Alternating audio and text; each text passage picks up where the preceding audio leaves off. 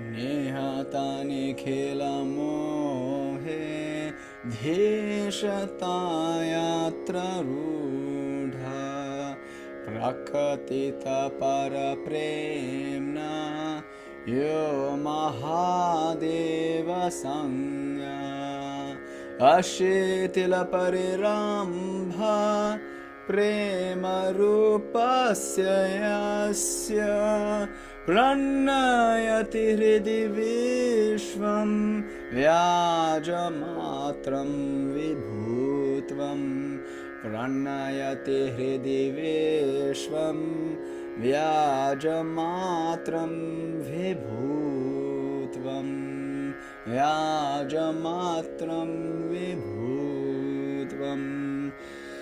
Om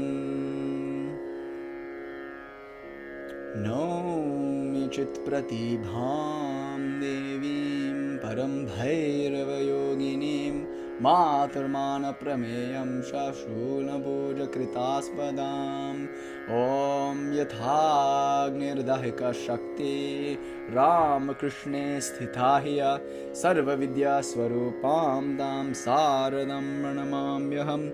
Om Gurubhyo Namaha. Om Shanti Shanti Shanti. Om. May my luminous love fast and firm to him who is the Lord of all, having no Lord over himself. He is Mahadeva, the great God, and the firm embrace of this being, love itself, reveals within the heart the infinity of being and the illusory nature of finite temporal forms.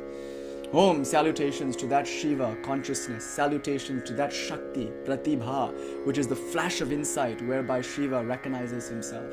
Salutations to that goddess, inseparable from her consort Bhairava, who in each and every moment manifests the trinity of knower, knowing, and known. Salutations to that goddess who abides in the lotus heart, mounted atop the trident nadis, Ida, Pingala, and Shushumna.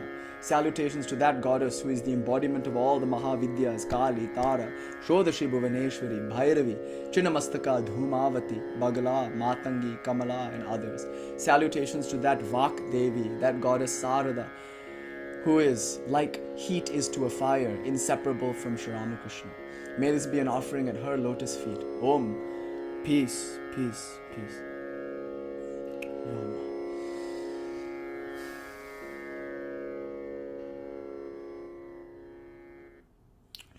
So, naturally, no surprise here, I want to talk about Shakti tonight. I mean, duh. As Shaktas, what are we going to get around together and talk about? Probably Shakti, power.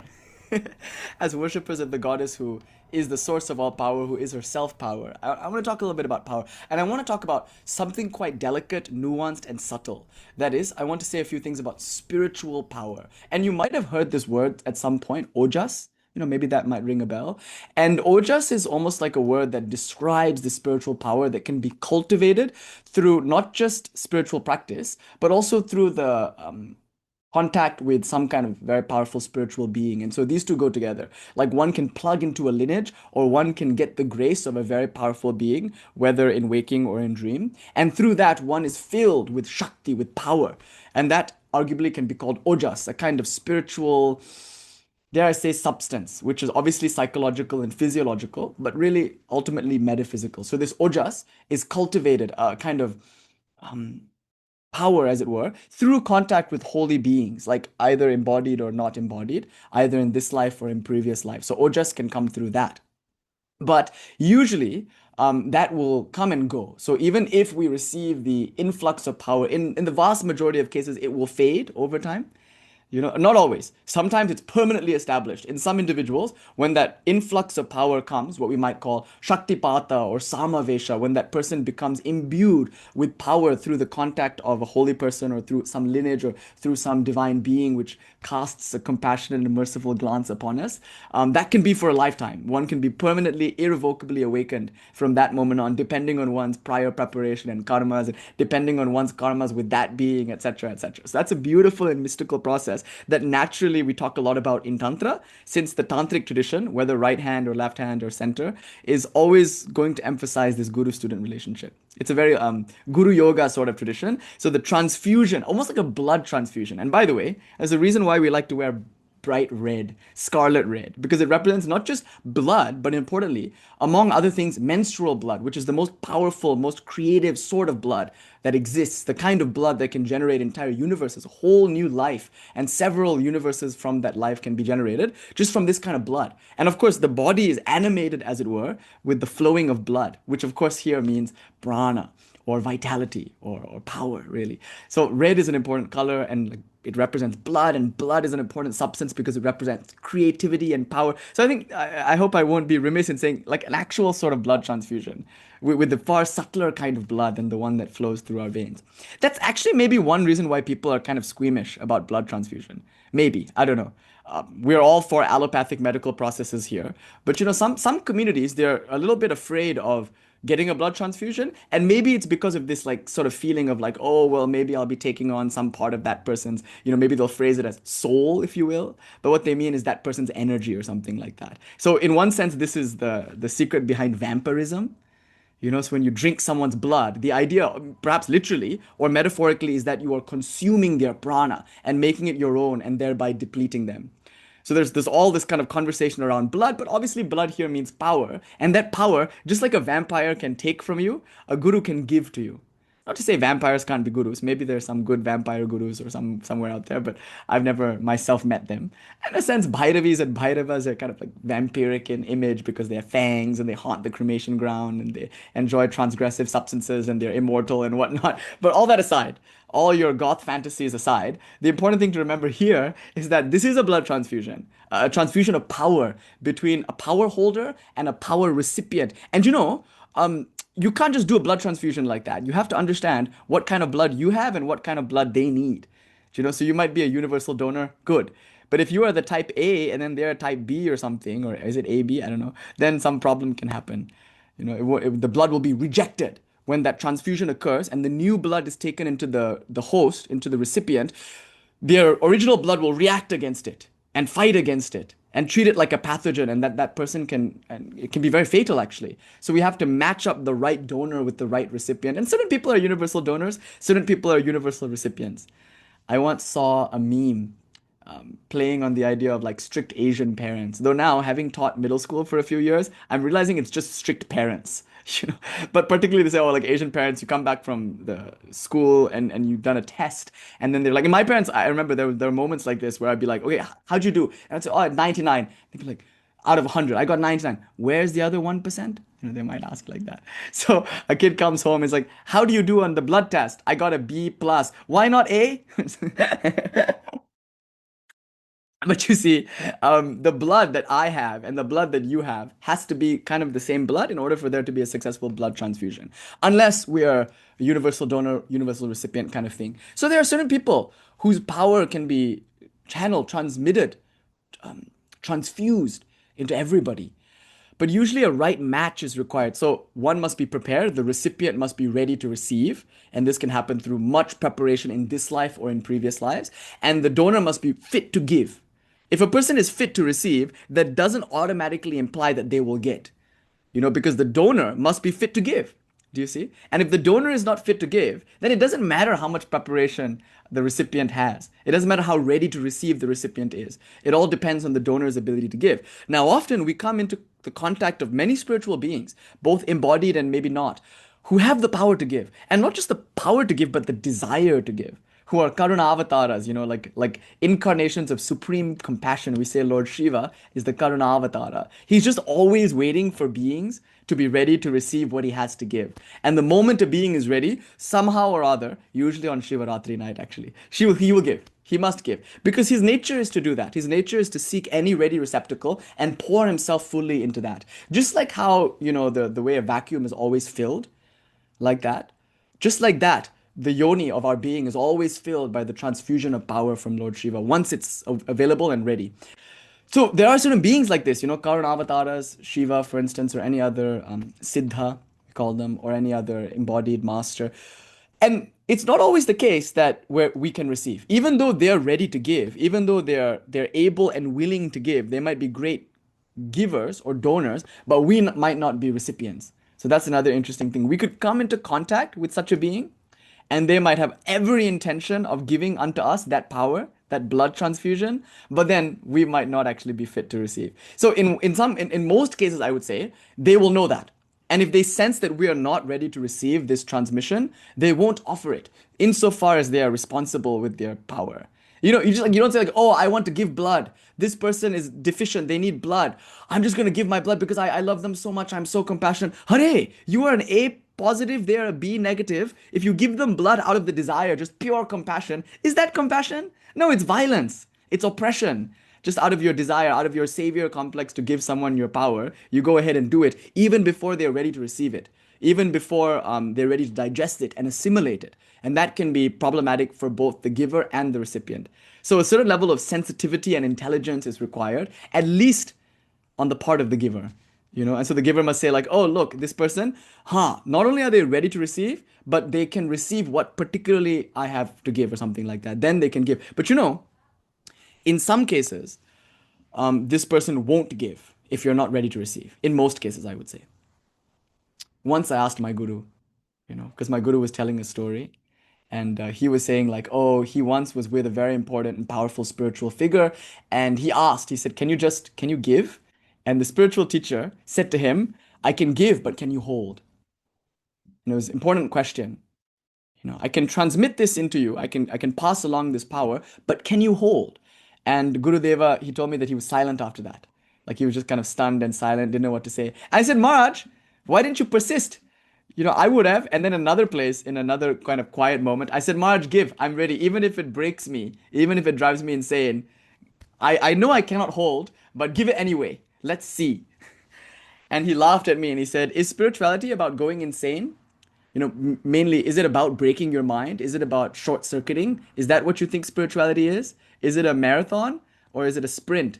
And he was trying to say that it's a marathon. It's about sustainability. It's about being able to properly channel energies and not just blow out the fuse in your first go. So he was teaching me temperance and patience and whatnot. But that statement, a very powerful statement, I can give, but can you hold, is an important thing. So in most cases, the giver will probably not give until the recipient is ready to hold, you know? I think that's a very important question. Like, are you able to hold or will this benefit you? But there are some, I would say, I don't want to say unscrupulous, but maybe insensitive givers who don't care whether or not the recipient is able to hold or willing to hold. They'll just give anyway. And sometimes that's good. It's Ma's play. But in some cases, even if it's given, best case scenario, it goes away. So best case scenario, the recipient is able to hold it for a time. And then after a time, they decide that, or maybe like after a time, it just on its own peters out. And then they find themselves back where they started with a memory, a beautiful memory of what they received. And that can be very helpful. So you can kind of get a boost. And through that boost, you can see what the world looks like from a particular vantage point. And then even if you fall down, even if you lose that vantage point, there's that samskara, that memory, that impression is still there. And that can whet your spiritual appetite to make further progress. You're like, oh my God, life can be this good, or this could be reality. And you could even accuse this person of hankering after states. If you can take a highbrow, like Advaita, Vedanta, Buddhist direct path, like, neo-Advaitin position, you're like, all states come and go. How do you know, Baba? You've tried all states? You say just because all of your 5 or 6 states that you've experienced as a human being have come and gone, now you think you have the authority to say that all states come and go? And then now you condescend to people who are pursuing joy and fulfillment on the level of the body and mind, just because you've spiritually bypassed yourself out of thinking you are a body and mind? So I think we should not judge. For a person who's had this taste, the taste of this state, the memory of it will haunt you actually, and it will force you forward on the spiritual path. It's impossible to taste it and be like, okay, it's fine.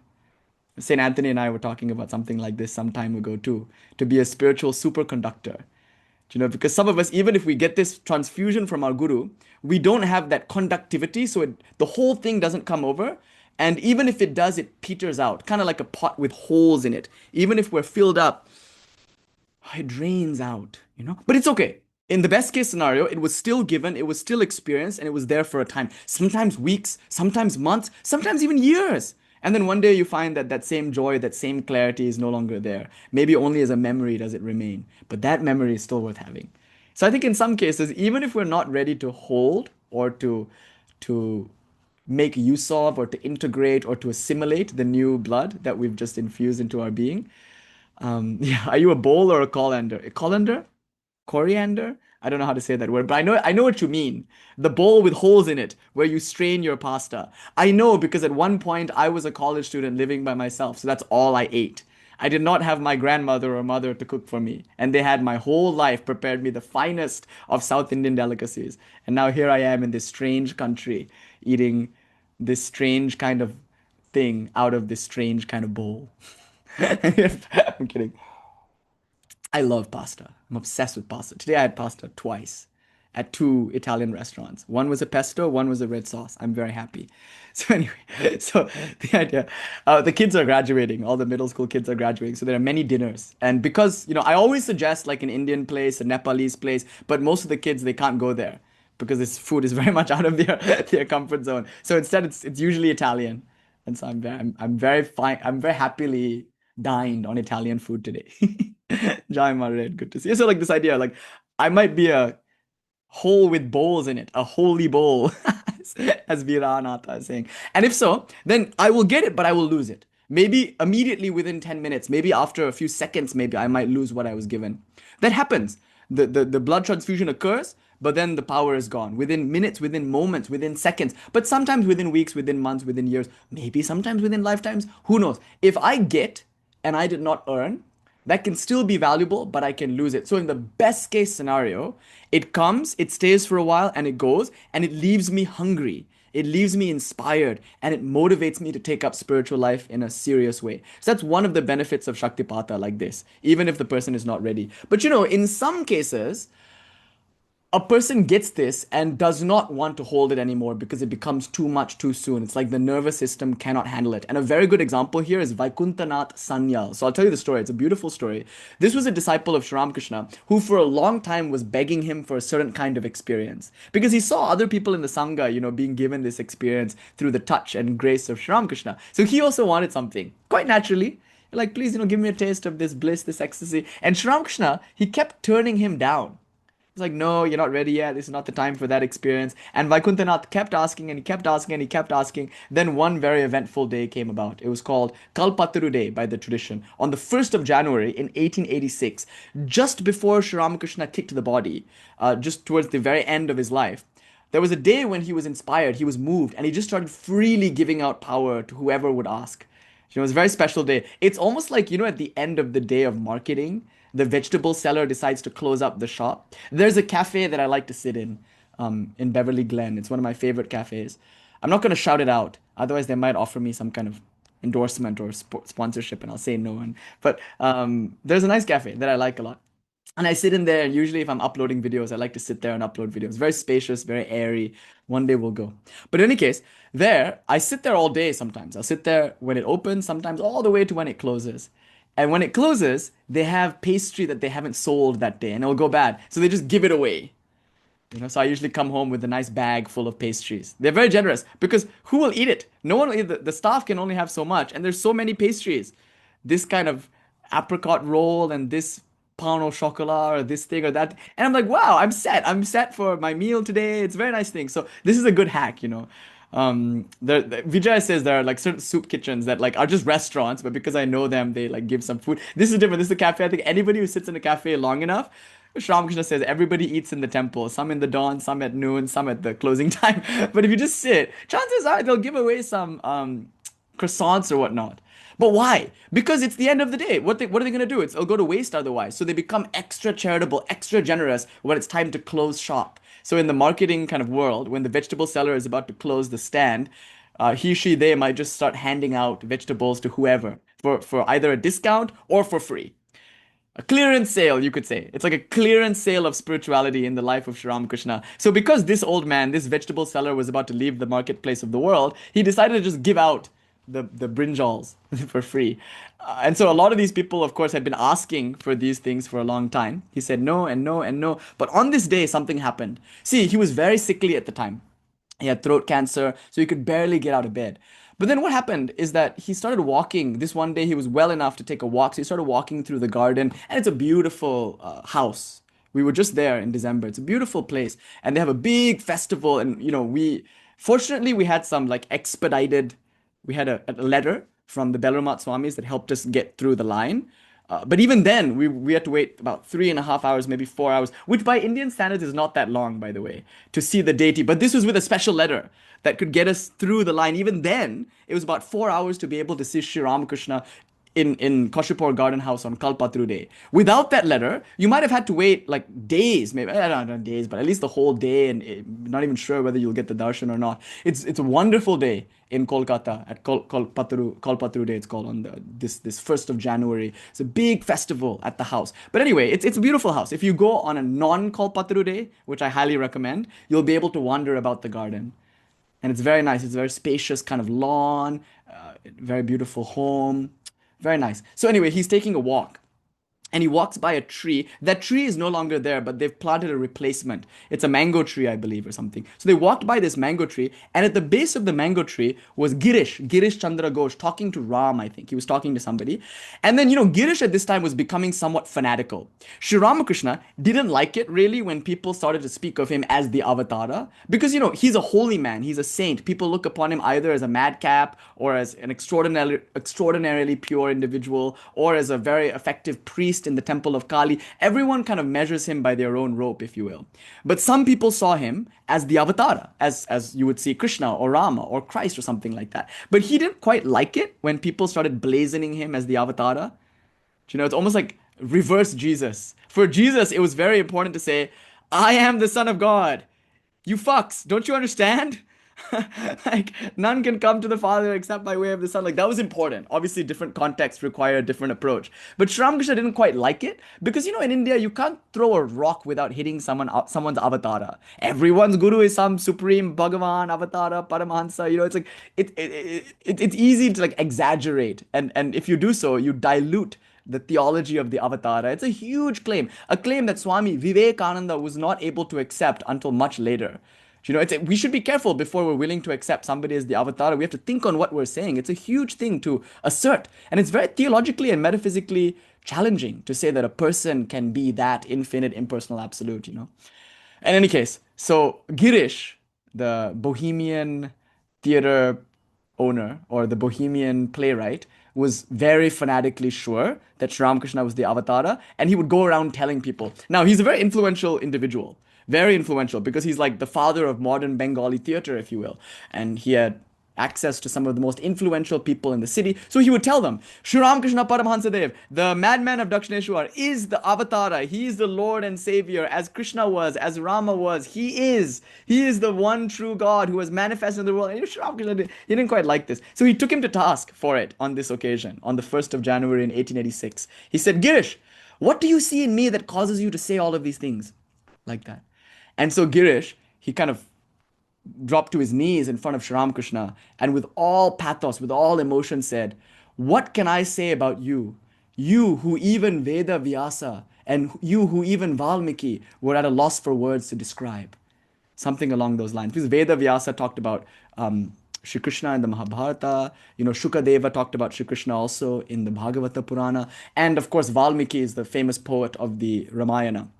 When they too, these great poets, were lost for words, what can I, thy humble servant, ever say about you that would do you justice? Yeah. Bedo Vyasa. Shankaracharya, remember they're Bengali, so you have to change all the V's to B's. And not all of them actually, but yeah. So Bedo Vyasa, what could Bedo Vyasa, what can I say where Bedo Vyasa and where Valmiki also could not? Like that. So when he said this, something happened. Sri Ramakrishna went into samadhi, as was his habit. Just standing up, he went into a spiritual state. And usually he would fall back and somebody would have to support him. And at this time, all the monastic disciples, or all the young boys who would later become monastic disciples, were conspicuously not present. Some of them were upstairs, like making up his room. And some of them watched this whole incident from upstairs. from the balcony. And just earlier this year when I went, Beda Bas, yeah. Oh yeah, because the V becomes like, like Satya becomes Shotto. Shotto. So sometimes the Y gets dropped. Satya, the Sanskrit word Satya, in the Bengali accent is like Shotto, I believe. Anyway, so I was on this balcony and I was just imagining being like Sharat Maharaj or something and like watching this scene from the balcony. And it's remarkable, because they didn't do anything. They didn't like leave. I mean, I'm talking about the direct disciples who, some of them at that time, some of them were sleeping because they've been up all night performing austerities around a dhuni. So they were sleeping, most of them. But some of them were also like tidying up Sri Ramakrishna's room. So the direct disciples, the future monastic order of Sri Ramakrishna, all of them were conspicuously absent. These were all just householders. And I would say just householders. Very important point to make here.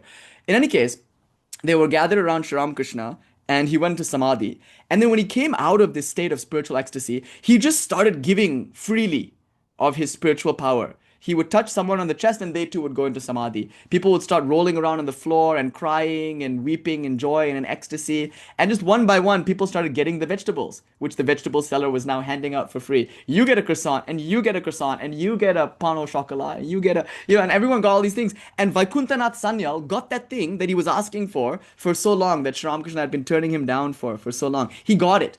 We don't really know what it was. I mean, somebody like Ramlal described what he got. And I think it's kind of telling, Ramlal said, before this, Ramlal Dada, who was Sri Ramakrishna's nephew, I believe, he said, yeah, Sri Ramakrishna's, Lakshmi Didi's son, Sri Ramakrishna's nephew, I think. Yeah. But anyway, Ramlal Dada is a member of his family. And he said, I was never, was it Ramlal or Hridoy? But one of them said, I was never able to see my deity when I sat down to meditate. Like whenever I would close my eyes and try to picture my Ishta, I would never be able to see the whole Ishta. I would only be able to see maybe at most a leg or a hand or a part of that Ishta, a part of like say Krishna's form, but not the whole thing. I was never able to visualize the whole thing. But as a result of this day and as a result of Sri Ramakrishna's touch on the Kalpatru day, um, what happened was he was able to do it for the first time in his spiritual life. He was able to close his eyes and see the Ishta as if his eyes were open, looking directly at the Murti. That's an important point. It reminds us to be compassionate with ourselves when we can't quite picture the whole Ishta. It's quite a high spiritual state. It's such a refinement of one's imagination to be able to see the Ishta with eyes closed, as if you were looking at a picture with eyes open. Now, this doesn't mean you're having Ishta Darshana. In one sense, it's just your mental representation of the Ishta. But still, being able to see a perfectly complete mental representation of your favorite form of divinity is no joke. It's no small thing. And this is also something that can be given through grace, through the grace of a great siddha or something. So we don't really know what each person got, except maybe for this one gentleman. But in Vaikuntanath's case, it was some kind of ecstasy. He didn't really describe it. And you know what happened? It was too much for him to bear. He got it. He finally got what he was asking for. Sri Ramakrishna freely gave it to him. And then he found that he was too ecstatic and he couldn't go to work anymore. He would sit at his office and try to do his work, and he was just too blissed out to be able to get any work done. And that was incredibly disturbing to him. You can imagine why. If he doesn't do his job, he'll get fired. And if he gets fired, he won't be able to draw an income. And if he can't draw an income, who will take care of his mother and children and wife and community? Like he's a householder in the sense that he has responsibilities.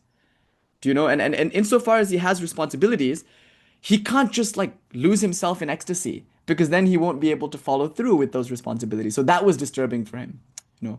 And he was so afraid he was going to lose his job. And not only that, I think part of it was just too much too soon. His nerves couldn't handle it. He was starting to get fried. It's kind of like maybe if you take too much psychedelics or something. If you take the right amount, maybe you'll have a wonderfully illumining time and you'll learn a lot and you'll feel a lot of joy. But if you take too much, the same substance which could otherwise give you spiritual illumination and joy, that same thing can put you in a nightmare zone. Do you know what I mean? It's just too much energy too soon. So he started freaking out, and Sri Ramakrishna had already kicked the body.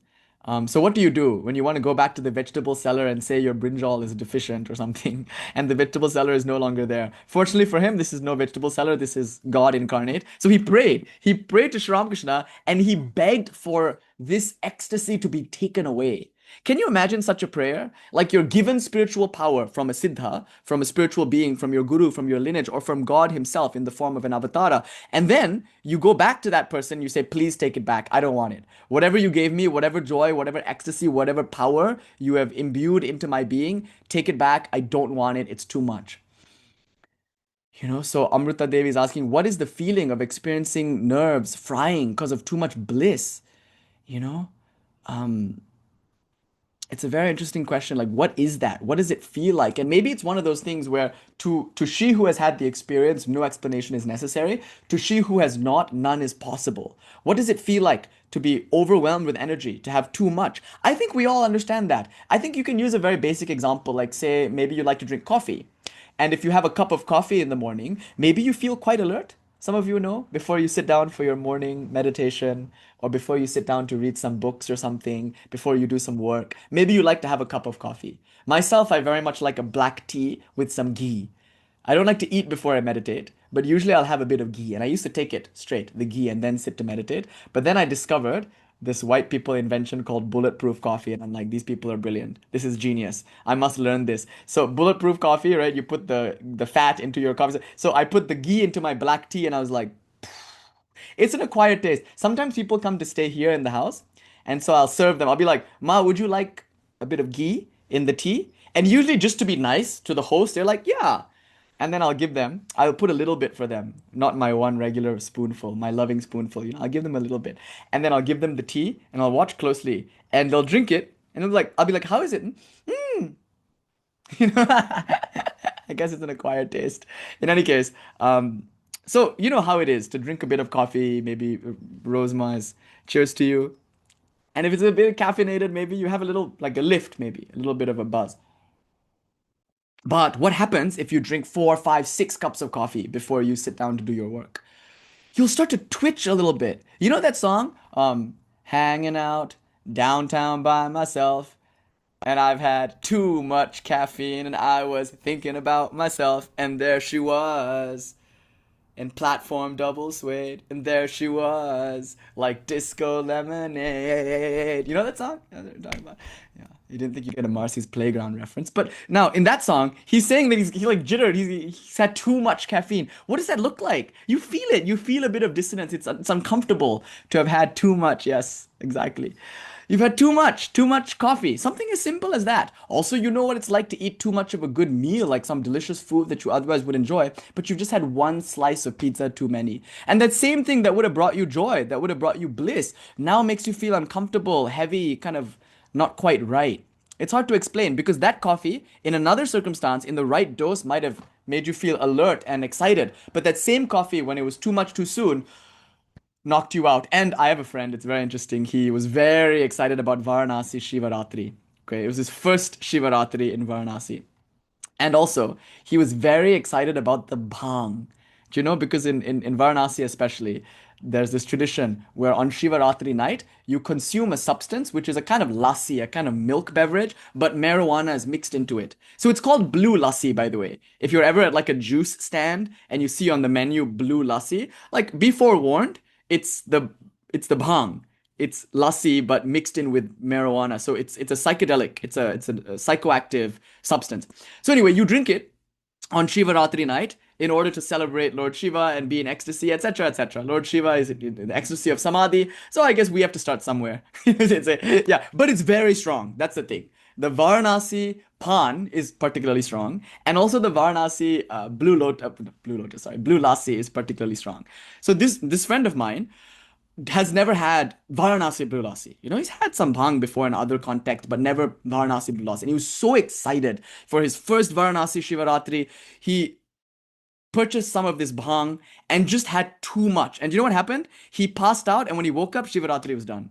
That's it. It was too much. He just passed out. He couldn't handle it. The energy of that psychedelic, it was just too much for him, for his nervous system to handle, and he passed out. Meanwhile, some other babas can drink 3 times, 5 times that much, and they don't even get high. It's not necessarily a matter of tolerance. Usually it is, but not always. Sometimes it's a matter of energy, a matter of capacity, a matter of the nervous system, the ability to hold and to harness. So in any case, transgressive substances and intoxicants aside, the point that we're trying to make here is that we all know what it's like to do too much of a good thing. Do you know? Even coffee, even pizza, we know what it's like. Now imagine spiritual power. We're very greedy. We want all this spiritual power now. But we know that actually that wouldn't be good for us, just like we know that too much coffee won't do right by us either. So similarly, Vaikuntanath was having something similar happen with regards to the power that he had received from Sri Ramakrishna. So he was struggling, he was getting fried, if you will, and he prayed for it to be taken away. He was like, Master Thakur, please take away this energy, this power, whatever. I don't exactly know what he prayed. And interestingly enough, it worked. The Lord listens to even the sound of the anklets on the feet of the millipede. The Lord listens to prayers, and she's quick to answer the prayer of her sincere devotee. So he got his wish, and it lessened considerably. And the ecstasy went away, leaving behind a kind of afterglow. So allegedly, he was always in bliss from that point on. There was a kind of background joy that he was experiencing, an undercurrent of sukha or happiness that accompanied him wherever he went in his life. But the intensity of the experience altogether dissipated. And later, he confessed to another disciple of Sri Ramakrishna that I wish I hadn't done that. Like, what a stupid thing to have been given that and then to have prayed for it to go away. What was I thinking? But then he said, but even now, a bit of that energy is still with me. That presence is still there, and I can still feel his living presence, and I can still feel an undercurrent of bliss, though the intensity has faded considerably, like that. So, this is a good example, right, of a person who was given something, who couldn't handle this thing, and wanted it to be taken away. Now, it was not the case that he went insane or that he was physically harmed by this. Like, it was just too much. It was just too much bliss, and he came to learn that. So this might have been his guru's lila. His guru maybe wanted him to learn some temperance, some patience, some wisdom through giving him maybe too much. Who knows? Maybe Sri Ramakrishna fully knew what he was doing, knowing full well that he would come back and demand this power to be taken away. He gave that power. So like that, I think, in some cases, when you get power that you're not ready for, the very fact that you're not ready for it means it won't be able to harm you. The very fact that you cannot hold it means that it will come and go and at best leave you with a memory, leave you with an impression, which in most cases will be very good for you, very, very spiritually wholesome and encouraging and nourishing, because that very bliss that you experienced, even for a few seconds, for a millisecond, will show you what's possible in life. And then it will very firmly bring you into spiritual life. And then you'll be focused. You'll know that like whatever you experience, that ain't it, sis, because you've already felt what is available to you. So you won't fall for some of the trinkets and baubles that you might acquire along the way as you march onwards towards the infinite. So that's one thing that can happen. Another thing that can happen, the second case, and this is not the worst case scenario. Of course, I've already described the best case scenario. The second case is like the middle case scenario, if you will, which is Vaikuntanath's case. He wasn't permanently damaged by this. He didn't go mad in a kind of destabilizing way. His health did not break down, as far as I know. But it was a little too much too soon. So he did go back and have it diminished through prayer. But sometimes for certain individuals, here's maybe the worst case scenario, it is too much too soon and there is a reaction from it, which means a person can suddenly find their carnality has increased tremendously. Like sometimes we take a psychedelic and then after the experience, we're hornier and hungrier and angrier than we ever were before. Sometimes, even if during the time of the intoxication we were feeling very ecstatic, very loving, we felt one with all beings, once that faded away, then we get some aggravation on the level of the body and mind, and we feel hungrier, angrier, hornier. Maybe we become unable to sleep or something like that. Those things can all occur. And as Saint Anthony G is talking about this now in the chat, it's basically all the forms of like things that Gopi Krishnan talks about in his book on Kundalini, just stuff that can happen when it's too much too soon. And Dasima is also saying when you activate too much before doing some kind of cleaning, before preparing the vessel, sometimes you can get a reaction. So in some cases it can be lethargy, depression. In some cases it can be dissociation. In some cases, it's physical illness. The body is where the strain is felt. So you might have like flu-like symptoms. Who knows? I'm not diagnosing anything.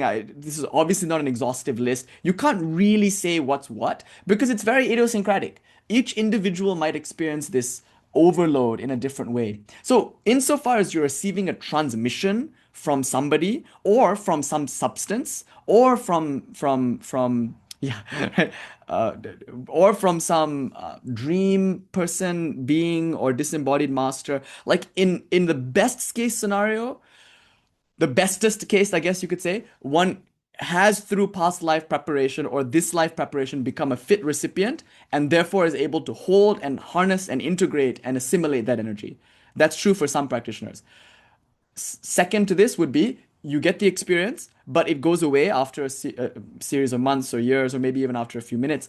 But it gives you a memory, which then inspires you in spiritual life.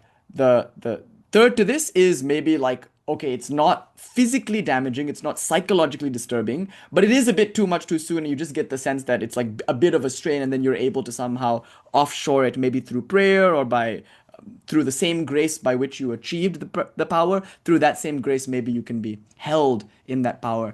But the worst case scenario, arguably, is too much too soon in a way that's psychologically disturbing and physically straining, so much so that it can cause physical illness, etc., etc. So when we talk about a blood transfusion, we're talking about something very real. Spirituality is a very real thing that is transmitted from the donor to the recipient. And therefore, we have to be sensitive and responsible around both giving and receiving. You see, that's the first point I want to make tonight. And hopefully, we'll contextualize the remarks that will come after. So this is not the lecture, by the way. I have a whole other thing that I want to talk about, but I think this is a good preamble, that this is a real transmission, like something is tangibly conveyed from the donor to the recipient. And so therefore we have to be conscious about that. Okay, so having said this, we could say we could say that it's not necessarily always the case that we get it through a spiritual master or through a disembodied perfected being like a siddha. It's not always like that.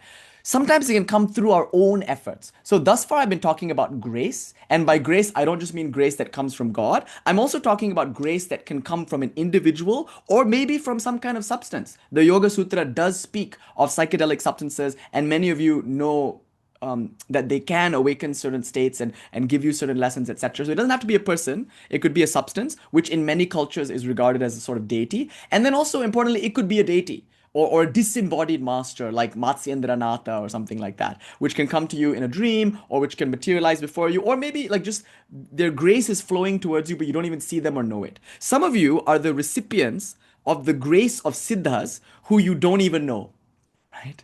I once met a wonderful Swami, and he told me a secret. He told me that another great master had diagnosed him in this way. He said, in your past life, you received the grace of a direct disciple of Sri Ramakrishna.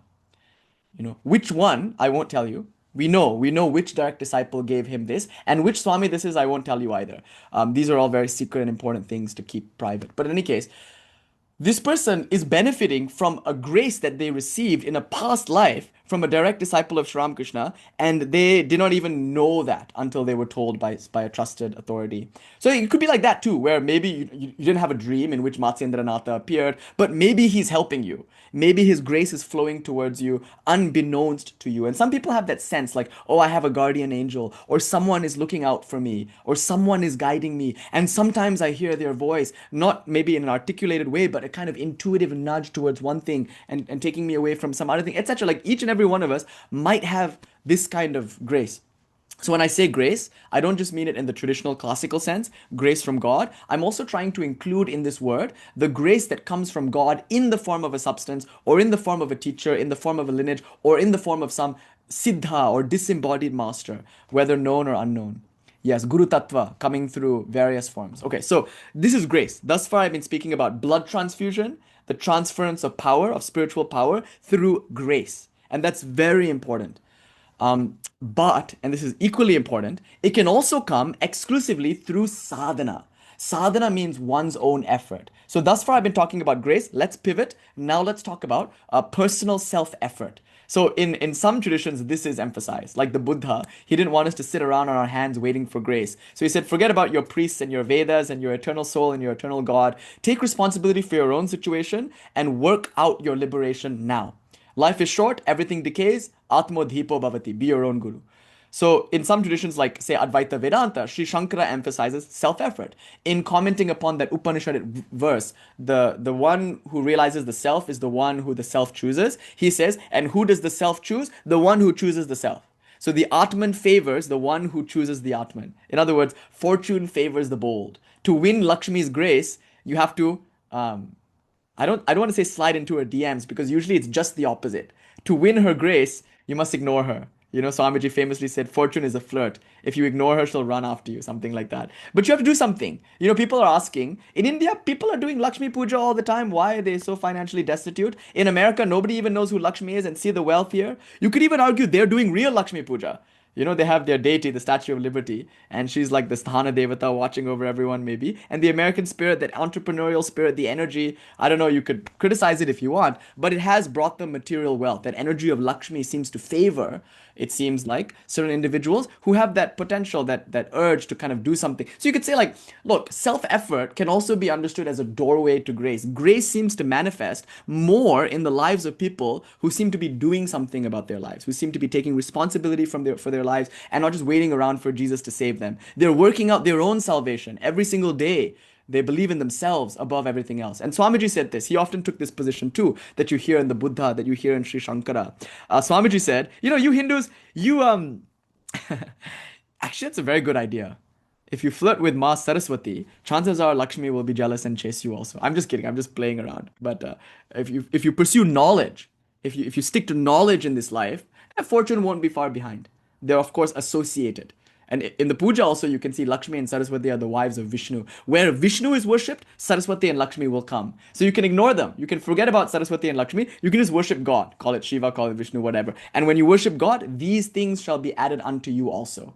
Knowledge and abundance. But that's neither here nor there. That's obviously a topic that would be very interesting to many people, but that's not my topic for the evening. So let's stay on the ball. Shankara, Buddha, they spoke about this. Just take matters into your own hands and you, through your own self-effort, work out your own liberation. And Swamiji spoke in this strain also. He would say, you Hindus, you can worship 33 millions of gods, but can't you just worship yourself?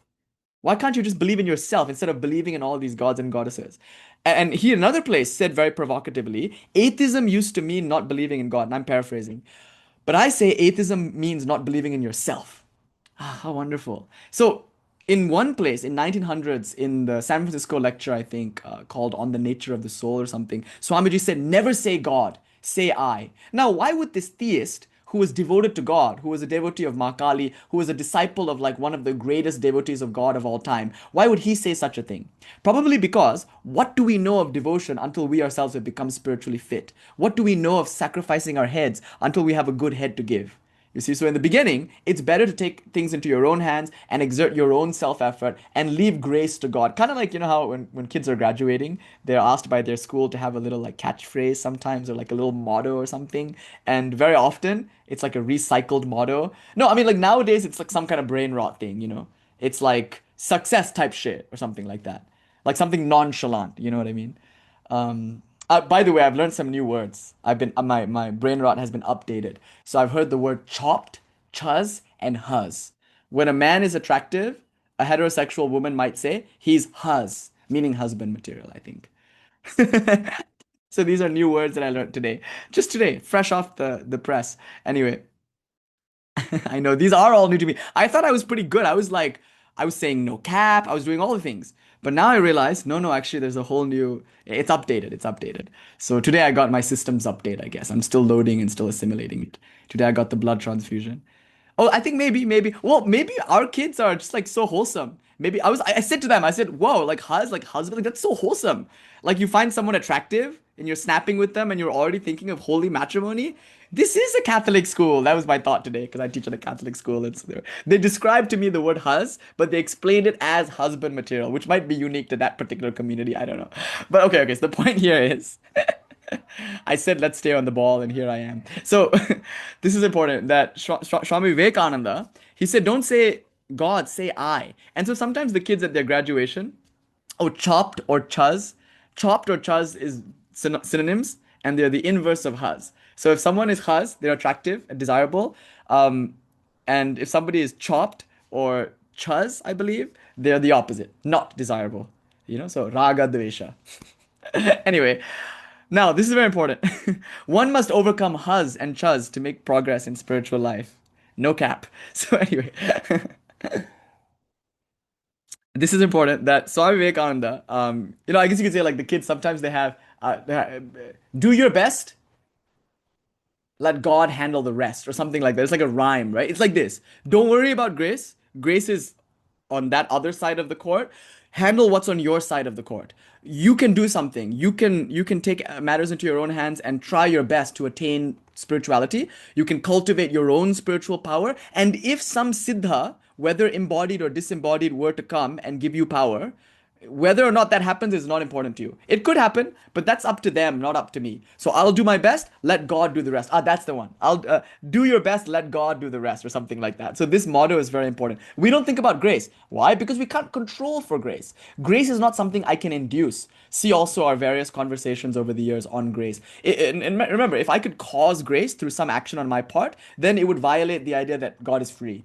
Because if God is forced to dance like a monkey every time I clap my hands, what to make of God's freedom? God does that because God wants to, not because God has to. Similarly, I could clap my hands, but God doesn't have to dance for me like a monkey.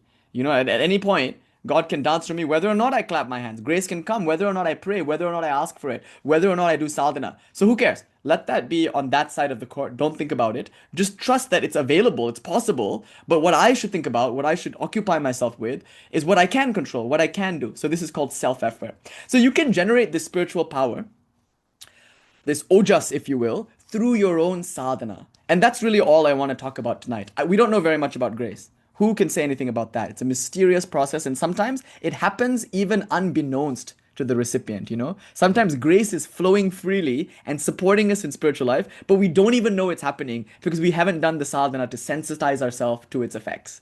So like that, sadhana is all important. By sadhana, I mean spiritual practice. And by spiritual practice, I'm not speaking of any one type of practice. There's a whole range of spiritual practices, each suited to a different kind of practitioner with a different kind of temperament. So generally, we can divide these into 4 categories, as per the 4 yogas model of Ramakrishna and Vivekananda. So the first, maybe a disposition we can talk about is the devotional disposition, which seems very prevalent amongst practitioners, which is the approach of love, where we love God. And so the practices of devotion would be things like japa. Obviously, japa is one of the best practices for all the yogas, but especially in the yoga of devotion. It's like when you love someone, you love to say their name. And the more you say their name, the more you love them. Isn't that a sweet idea? In fact, the whole of the bhakti tradition can be expressed maybe in one word: smarana. Smarana means just to remember God. And by the way, the root for smarana, smara, also means to have sex. So to have sexual union with God is the same as synonymously remembering God. You're one with God. You remember. You become membered to God or something. God's member or something. So smarana. So to do smarana, what could be better than japa, than the repetition of God's name? So japa samarpanam, the offering of remembrance through repeating God's name. That's of course like one of the central practices of the bhakti tradition, and it tends to be our home base. So because our tradition obviously is many different things, but because it seems to be centrally a bhakti tradition, although it's, again, I don't want to say that because it is many different things, but we do privilege japa a lot. In Tantra, mantra is of course front and center. And as far as mantras are concerned, the application of mantra, sacred formula of sound, through the repetition of it throughout the day or during a particular course of sadhana, this is called japa. And this is obviously something we emphasize a lot in our community. Holy Mother, Sri Ramakrishna Shakti, said, Japat Siddhi. Japat, the 5th ending. So those of you who are studying Sanskrit, this means from japa. Like Purnamada, Purnamidam, Purnat, Purnamudachyate. So just like Purnat means from fullness, Japat means from repetition of God's name comes perfection. So japa alone will do it for you if you can sustainably and consistently do it, and granted that you do it with meaning, with sincerity. So this is one of the best practices. By the way, we gave many lectures some time ago, years ago, called How to Practice Spirituality. And in that video, I read to you from A Way of a Pilgrim. I talked to you about Sufi sadhanas. And I made the case that all the various spiritual traditions in the world, they all seem to have a special place for the repetition of a prayer. Whether it's Lord Jesus Christ, Son of God, have mercy upon me, or whether it's the praying the rosary with Hail Mary, or whether doing some kind of zikir from the Quran. Usually it's the first line of the Quran or something. Like all of these various traditions, they're mystical traditions within those, like Islam, Christianity, Judaism, like that. They tend to emphasize japa. And that to me is corroboration. All these traditions are independently corroborating the fact that one of the best things you could do for your spiritual life is just to repeat a phrase over and over and over again with meaning. Right? So this is a beautiful practice. And in the tantric tradition, the self-effort of repeating a mantra is combined with the receiving of grace through a process called dīkshā. So when you want to repeat a particular mantra, naturally you're going to ask, well, what mantra should I repeat? There's so many mantras. I can go on the internet and I could ask ChatGPT to give me dīkshā also. I can ask ChatGPT for a mantra and she might suggest many, many different kinds of mantras depending on what I'm looking for. So in any case, how do I know what mantra I should chant? Generally, through karma, through grace. One comes into contact with the teacher, and that teacher then gives us a mantra. But when that teacher tells us what to chant, also a blood transfusion is occurring because that mantra has been awakened by the teacher, probably, or that mantra has been awakened arguably by the whole lineage. And so you receive it with a lot of grace, and then all that's left is for you to capitalize on that grace by investing in it by constant repetition. So in the tantric tradition, japa is of course one of the central practices. I once argued in a lecture that the best ritual in tantra is called the purasharana. Those are not my words, that's what Shiva says in the Kularnava Tantra. He says this is the best of all tantric rituals, and that means chanting a mantra in a particularly structured, systematic and controlled way. We can talk about this later in the Q&A if you want, but we've done many lectures on purasharana.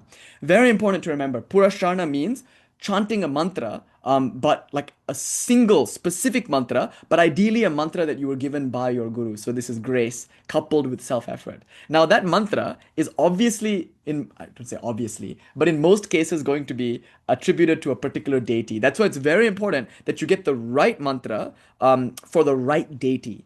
The nama, the name, the mantra, and the rupana should be matched. Oh, thank you, Ma. Dasima, thank you so much. But these two things are very important, that you must have the right name for the right form, and it's up to your guru to ensure that match is made. Because the name and the form are inseparable. Nama, namni, abhed. So once you get a mantra, that mantra also puts you at the feet of a particular deity. Let's say you take dīkshā, initiation, and you receive a Kali mantra. Now your Ishta is Kali, party time, you're hers forever. Or at least until you realize her, until you finish that sadhana. Which could take lifetimes, it could take 3 days, depending on your intensity. It could take 3 minutes, 3 seconds, depending on your intensity and your preparation. But here's what it looks like. Once I have a japa mantra through dīkshā, or just through my own internet search or my own curiosity, then I can start worshipping a particular deity, primarily through repeating that deity's name. This is called japa, but also through worshipping that deity in a ritualistic way. This is called puja. So japa comes usually with a puja practice, where every day I might offer flowers, incense, fire, food. I might do some kind of ritualistic activity to propitiate the deity whose grace I'm trying to receive through the repetition of her name. Isn't that a beautiful idea? And puja usually goes along with bhajana, singing praise and songs of worship, and kirtana, joyously singing, often in a group context, but not always, the name of that deity. So bhajana, kirtana, japa, of course, puja also implies homa, fire ceremony, and arati, and all of these things. So this is, of course, our favorite, our most like cherished kind of sadhana, because we love love. And we find this to be a very psychologically wholesome sadhana, because almost everyone loves to love, and everyone knows how to love, I would argue, because everyone loves somebody. Even like the most like dangerous sociopath, they at least love themselves enough, at least to kill other people for their own joy. So the whole thing is love. This entire universe is love.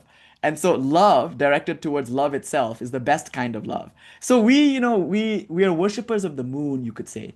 We like to stare at the moon until we go mad. And the moon is still giving us sunlight, but in the cooling, wonderful form of bhakti.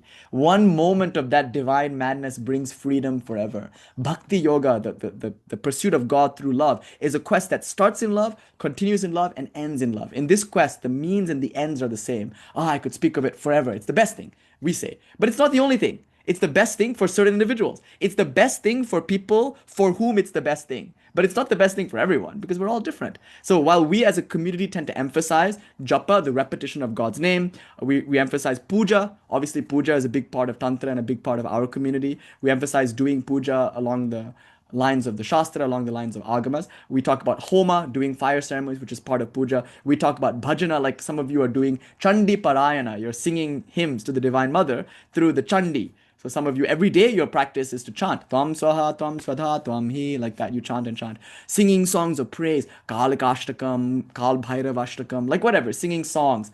And that's part of your daily practice. It's not something you do just when you feel like it. It's something you do as a part of a structured, systematic approach to God. Then some of you do a lot of kirtana, where you might chant Hare Krishna, Krishna Krishna, Hare Hare, or something like that. So puja every day, bhajana every day, kirtana every day, and then japa every day. Obviously, these are all bhakti practices. And there's one bhakti practice I haven't mentioned yet, which is so wonderful, so powerful, and often neglected and underrated, often overlooked. Can you guess what it is? What's one bhakti practice that's so obvious, so immediate that I haven't yet mentioned? In one way, shape, or form, I've already mentioned it. Japa, repeating God's name. Bhajana, singing songs of praise. Kirtana, chanting God's name and glories. Puja, doing a ritualistic worship of God. Yeah, I think that's that. I wasn't thinking of that, but that's a good idea. Art practices, like any kind of song that you write for God, or you could say like any kind of artwork, like a painting, that you can make for God. And I've seen some of your paintings recently. They're really awesome. I'm really enjoying the art that you're all posting on the Discord and on Instagram, the art that you are motivated to make for God. Just recently, I was speaking to somebody and she's looking for a murti or a picture of Kali, which she can use for her daily devotion. But the problem is, none of the pictures are calling to her. And she very tentatively and gingerly asked me the other night, can I paint one? Like, can I just make my own image? And I was so excited about that. I was like, absolutely. If you're called to doing that, after all, she's your very own. There are certain advantages, of course, to using an image that matches the dhyana mantra. We don't need to get into that now. But of course, one should approach God in one's own way. So yeah, I think that's a good idea. Art making. That wasn't what I had in mind though. And of course, all of these are great. But yeah, right. Prayer. That's what I had in mind. It's like obvious. It's almost too obvious to mention. Just pray to God. Kind of japa is a prayer, no doubt. When you repeat God's name, that's what most of us mean when we say prayer. Even the Christians, when they say prayer, they mean like doing the novena and stuff like that, repeating a kind of fixed thing. So prayer. You can understand prayer to mean japa. Prayer is, of course, also bhajana. When you're singing the chandi, is that not a kind of prayer? Of course you're praying. These are stavas, they're stutis, they're hymns of praise. When you're doing kirtana, by remembering God through song and dance, of course you're praying. By making offerings in the context of puja, and some of you mentioned like visualization, meditation, all of that's there already in the puja, right? But I think uniquely and distinctly, there is a kind of bhakti practice that is not necessarily puja. It doesn't require offerings, visualization, or mantra. It doesn't require any kind of song or art. It's just prayer. It's like the simplest thing, just speaking to God, praying to God. And of course, if we want to talk about bhakti, we can look to the Bhagavatam and we can like list 9 bhakti practices. Shri Prahlada Bhagavan told us there are so many different kinds of practices. And of course, part of that is Pada Sevana and Archana, and there are many other kinds of practices which I haven't named. But I think prayer, that's one of the things that comes so naturally to so many people, or not. For some people, it comes naturally to the people for whom it comes naturally, I guess. So we should be very careful not to make glib, overarching statements about everyone. I'm now just speaking from the point of view of bhakti, and I'm mainly speaking to people who resonate with this particular path. So this is what you would do every single day. You would pray to God. Not only that, you would sing songs of praise. You would repeat God's name in the context of kirtana or in the context of japa. And you might every single day perform some kind of nitya karma, which some of you are calling seva, which means worshipping God through puja. And by the way, that does not need to be limited to just your murti at home on your altar. That seva, as Lakana might be implying, can also include worshipping God in other people as other people. That's also a form of bhakti practice. You love God, and what happens when you love God? You naturally love God's things, God's people. Everything in the world is God's, at least, if not God itself. And everyone in the world is God's. If not, if you're willing to go further, God herself. And if so, whatever you do for somebody, that which you do unto the least of ye, you do unto me, Christ said. So whatever you do, whatever service you can do for your family, for your community, whatever things you can do for nature, for animals, if you clean up the street, that too is puja. Like we understand puja in the broadest possible sense. So yeah, these are the practices. Chanting God's name through japa, usually after you take dīkshā and receive a mantra from your guru. Singing God's names and glories through bhajana and kirtana. So bhajana, kirtana are important bhakti practices. And of course, puja, which is a practice I tend to emphasize a lot in this space. And puja includes arati, includes homa, it includes visualization, all of that. And finally, as a standalone practice, I think you can say prayer. And honorable mention, art making. The reason I don't say that is because not everyone feels like artistically inclined, though I think everyone is an artist. Some people, they don't want to paint or they don't want to sing, and so it doesn't have to feel like an obligation, I have to do this. No, no, all of these are perfectly valid, and any one of these can help you generate spiritual power. So this is called bhakti yoga. Okay. And bhakti yoga has its advantages, it obviously has its drawbacks also. Now we can talk about dhyana yoga. Dhyana or Raja yoga is the yoga of concentration and meditation. And this obviously is what most people have in mind, I think, in like the Eastern spiritual circle. When we say spiritual practice, most people are thinking of some kind of meditation, whether it's Vipassana, open awareness type meditation, or a more like tantric visualization, focused imagination kind of thing. And so, oh, Rose, your lighting is so profound right now. It's very beautiful lighting. But like meditation, what does it look like? It looks like any kind of practice that you tend to do inwardly, often, but not always with your eyes closed, often privately. So even if there are other people in the room, meditation, unlike some of the bhakti practices aforementioned, tends to be a very personal affair. You close your eyes or not, but generally you go inward. There's some pratyahara, and maybe you just let your mind go and you like see thoughts coming and going without clinging or anything. Or I prefer focused awareness practice, which means you think about a particular thing and you keep your mind on that thing.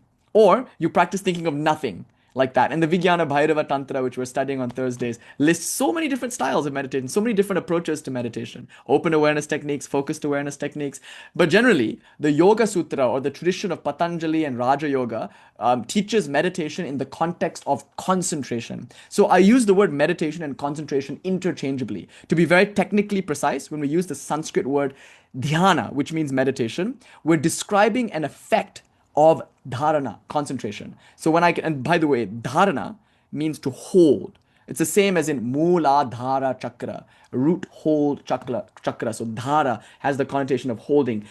Holding what? Holding my mind fixed to a particular object of meditation. It could be a lotus flower, it could be a point of light, it could be the mantra, om, whatever. Yoga Sutra of Patanjali list all these different things that you can meditate on. And any one of these will do as long as you stick to one thing. So if your mind goes here and it goes there, the action of meditation is really an action of concentration, of bringing your mind back to the object of your meditation. So I'm also particularly fond of this practice. It's a wonderful practice. And my feeling, if I didn't say this tends to generate power very quickly. That's why in the Yoga Sutra, there's a whole chapter devoted to powers.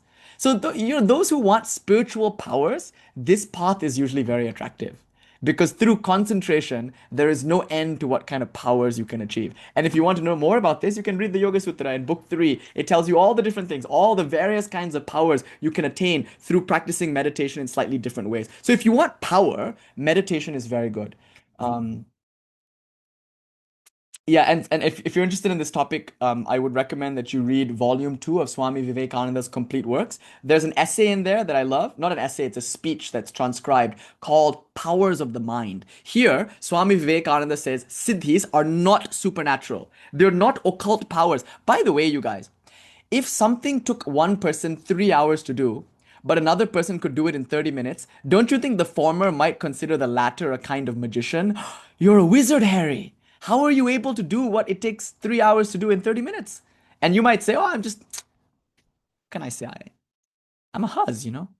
I mean, the idea is like some people are just really concentrated. And because they're really concentrated, they're able to do so much more than a more scattered mind can do. And that can seem like an occult thing, right? Like if somebody is really concentrated, they might be able to see things in the present moment that you cannot. For instance, if they were really present, they might be able to predict the next moment. Why? Because they can see all the factors that will culminate in the future effects. And they'll say something and you'll think it's prophetic and you'll be like, oh my God, they can see the future. Hare, they were just more concentrated than you. They were more present than you. And as a result of their one-pointedness, single-pointedness, they had access to more information, to more of reality than you with your scattered mind. Does that not seem occult to a person who doesn't understand? Does not our technology seem occult to someone who doesn't understand? So tomorrow's science, tomorrow's science,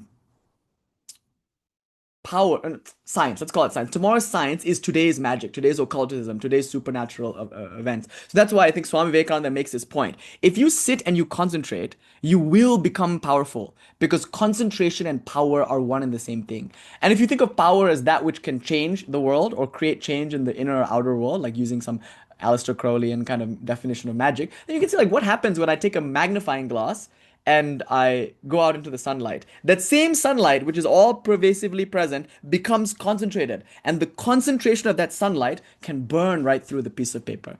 Like that. So, similarly, once my mind is concentrated, once I can bring together the various scattered forces of my mind and keep it fixed in one place through regular, consistent practice, empowerment must come. So, I feel very concerned about people who are saying like, oh, I shouldn't have power and all that. It's not really, it will come. There's no way you can practice meditation without acquiring power, insofar as you're defining meditation as concentration. I mean, it's how you use that how you use it that matters, I guess.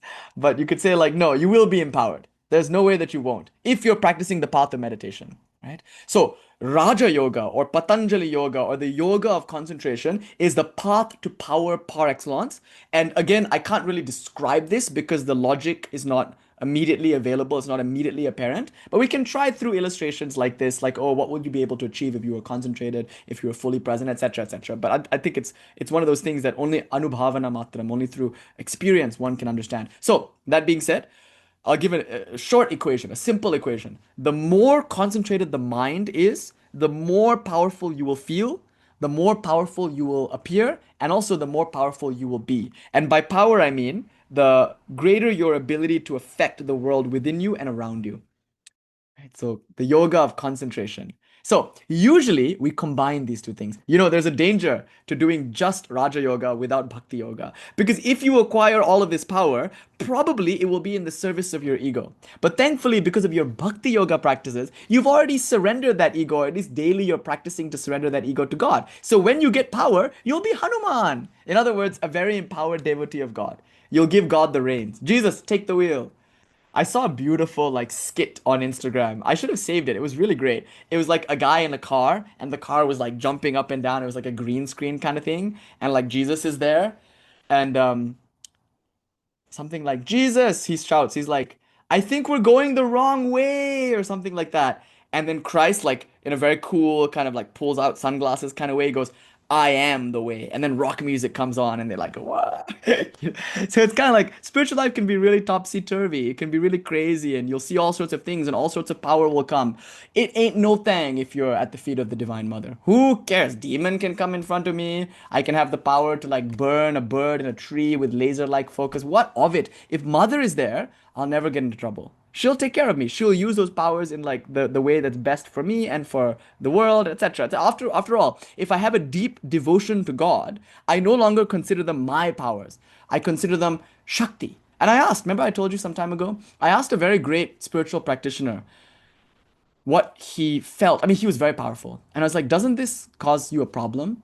You know, like, does it ever go to your head? Like, is this something you have to grapple with? The fact that there's so much power expressed through you. And he said it's just that. I don't see it as power. I see it as a manifestation of Shakti. And Shakti means power, but he's deified power. That's why people always criticize us because we love power. You know, we Shaivas, we Shaktas. Our quest is the quest for power. I sometimes think of Emperor Palpatine, you know, in episode 3, and he's like, unlimited power. I'm like, that's it. That's Shaktism. That's Shaivism. We want power, power, power, power. If you read Swami Vivekananda, you see it's intoxicating. He's talking about personal empowerment, personal strength. But it's easy to become a sorcerer, I guess, to have that power become misused and to become very ensnaring. It's not even real power at that point if one's still clinging on to one's separate self. But that power, if deified, if worshipped, then you can understand what we Shaivas are talking about. We don't want power for any ends. We don't want power as a means to an end. We want power as an ends unto itself because she's our goddess. We worship power. You know, we have reverence for power. So that's what this person said. Does it ever go to your head? Is it ever a problem? He smiled and very mysteriously said, why should it? It is a manifestation of Shakti. It's another opportunity to marvel at the beauty of the goddess. It's not personal at all. And that's a very important thing. Does the wire take credit for the electricity that flows through it? I think not. As long as it understands electricity. Okay. So Raja Yoga, the path to power par excellence. And if done with Bhakti Yoga, it becomes very sweet and very safe. So usually we'll say if Raja Yoga is all about concentration, if it's all about focusing the mind on one particular thought, what thought should that be? Why not the thought of your Ishta? That's the best possible thought, we would argue. Because your Ishta, your chosen ideal, the deity that your guru tells you to worship, is probably going to be a form that is very pleasing. That's why we almost always advocate the worship of God with form first. God is also formless, but it's very difficult to meditate through concentration on the formless. You can do open awareness techniques. Those won't bring you power necessarily. I'm talking about power, and insofar as you want power, concentration is the way. But you cannot concentrate on open awareness type impersonal realities. What will you focus on? Probably you'll think of a sky or a light, but even that is a form, you know. It's impossible to think of the formless. It's impossible to meditate on the formless. In fact, at a certain point, the formless just appears as a result of the form being transcended, which happens through samadhi and successively deeper absorptions in meditation. But the important thing is, in the beginning, it's very helpful to meditate on a form. And what better form than the form you love best, than the one that comes naturally to you, than the one that you've been doing puja to every day, the one that you've been singing to every day, the one whose name you've been repeating every day. So we say, meditate, keep your mind fixed on one thing, become kind of monomaniacal, but about God. And God in a particular form, which is beautiful and unique to you. That's one of the best things I think about the quote unquote Hindu or tantric tradition. And it's this: it's that everyone is allowed to conceive of God in their own way. Some will think of God as the mother, some as the child, some as the brother, the sister, the friend. Some will think of God as lover. Each one is allowed to see God in whatever way suits them best. But thankfully, because you love that particular form, isn't it so easy to like think about the one that you love? Like I always say, the best yogi is the high schooler who has a crush, how effortlessly he thinks of that person. So yes, the kind of japa and dhyana we tend to suggest, especially in our community, in our circle, is a kind of bhakti oriented dhyana where you chant your mantra while you sit and focus on the deity to whom your mantra is attributed, of which your mantra is a manifestation. Yeah, so say I get a Kali mantra and dīkshā. Okay, then my sadhana is to sit for increasingly longer periods of time every single day, twice a day, three times a day, ultimately the whole day. I should be able to sit and just repeat my mantra. But while I repeat my mantra, I should think of nothing else. And I should keep my mind fixed on the deity, which can easily be done if I can visualize the deity's form. So your guru, in this context, has a responsibility to give you three things. One, some kind of mantra which you can use for your daily practice. Two, some kind of visualization. Usually this is called a dhyana mantra, which you can use to visualize the deity. And three, some instructions for how to sit down and apply those two things. This is the minimum thing a guru should give you. Obviously, the guru will also give you maybe puja, how to perform the ritual worship of that deity. The guru will tell you how to approach that deity through ritual worship. But at the very least, in the tantric dīkshā context, the guru should give you a mantra, which you can chant, and something to visualize, something to focus on while you chant that mantra. And then usually a kind of, at the very least, inspiration to meditate, or, or a systematic kind of meditation practice that you can do every day. So this is the way, according to Tantra. It's a kind of bhakti yoga, raja yoga combination where you're sitting and meditating, using your japa mantra, visualizing your deity, which you are also propitiating through puja, through homa, through arati, through bhajana, through kirtana, etc. So this is what I mean by spiritual practice generally. When I talk about spiritual practice, I generally mean these things. Kind of a bhakti raja sort of hybrid. But these aren't the only practices there are. Obviously, there's the practice of jnana yoga. I don't usually talk about this one too much because I don't think that in most cases it brings power. In many cases, you find that it leaves you a kind of Reddit troll. If it's not also qualified by some of these other things. So this can be very divorced from the body and from the prana. When we talk about power, we're talking about the body and the prana. So there's actually a way to do jnana yoga where it's like off to one side. It's a kind of conceptual jnana in a vacuum that doesn't generate power. And you know what? These disempowered, powerless practitioners, knowing their own weakness, will then demean power, will demean states, will demean bhakti. They'll say, oh, it's just a state. Don't pursue power, you'll become attached, or don't pursue joy or bliss. It's not the real thing. And then, they prefer a kind of, and again, not to knock it, it's wonderful, but it's not what we're talking about today. That can be good. Now, a person who properly practices jnana yoga, which is very rare actually, a person who has all the requirements as per Shankara's kind of list, the adhikari list of viveka, vairagya, shat sampati, mumukshutvam. In fact, Neo-Advaita, the presentation of Advaita Vedanta stripped of all of its cultural constructs, that I think mainly is the presentation of the highest teaching, Mahamudra, Dzogchen, Advaita Vedanta, without recourse to the adhikari of the practitioner, meaning without emphasizing the preparatory disciplines that are required. So this works very well in a Western context where we're kind of like, I suppose, allergic when it comes to God and religion, but naturally we throw out the baby and the bathwater. Because once we get rid of God, we also get rid of a lot of practices that would be able to generate the kind of person for whom Jnana Yoga will really work. That being said, though, there is a kind of Jnana Yoga that Swami Vivekananda teaches, I think, and that others also teach, that is very wholesome, which is the kind of Jnana that says, never mind hunger, never mind thirst, never mind cold, never mind money, it will drop from the sky. The sky thy roof, the grass thy bed, and food what chance may bring, well cooked or ill, judge not. That kind of jnana, which affirms your true nature as the inviolable, pure consciousness, the unchanging absolute. This is essential. And there's a reason why I've spent the first maybe 3 or 4 years of our time together just hammering that point. That you are not the body, you are not the mind, you are the eternal witness consciousness. That's important because that will motivate you when times get hard in your bhakti and raja practices. Like that's so important to have this background understanding of Advaita Vedanta or of Tantric non-duality, or like to have this right view, if you will, the Samyak Drishti as the Buddha called it, can be very reassuring. But as a standalone practice, Jnana Yoga requires all of these other preparations, which I have thus far been talking about quite a lot. Okay, so having said all of that, this practice of Jnana Yoga is essentially listening to teachings. And by the way, this could qualify, this could count, like hearing a lecture and thinking about stuff. It's a kind of Jnana Yoga because now we understand, oh, this is what Bhakti Yoga looks like. And these are the various types of practice in Bhakti Yoga. Oh, this is how Raja Yoga works. And this is how I can combine Bhakti and Raja, like that. That's a sort of intellectual exercise in which we're getting the right view, if you will. But generally, Bhakti Yoga, Raja Yoga, Bhakti Yoga is one thing. Jnana Yoga is considered a completely independent path in which you listen to wisdom teachings, usually about the true nature of reality. So these teachings will be like, okay, tattvamasi, that thou art. What is tvam? Okay, we explain. It cannot be the body, it cannot be the mind, for these things are objects appearing to you. So you are the experiencer, not the things that you are experiencing. So how can you be Nishant when Nishant is a thought construct occurring to you? Therefore, tvam means that reality divested of its accidental, like of its upadhis, to use the Sanskrit phrase, of its false superimpositions, I guess you could say is the English word.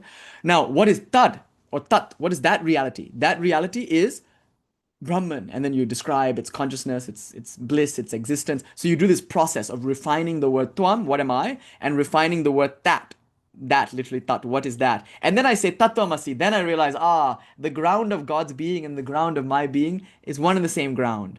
I am that, tattvamasi Shvetaketu. So this process starts through listening. I listen first, I listen. Then through listening, I become inspired to think, to contemplate. So the next step is called manana. I reflect upon what I've heard. And the final step is called nididhyasana, which is I integrate, I assimilate, I digest what I've heard in order to live according to it.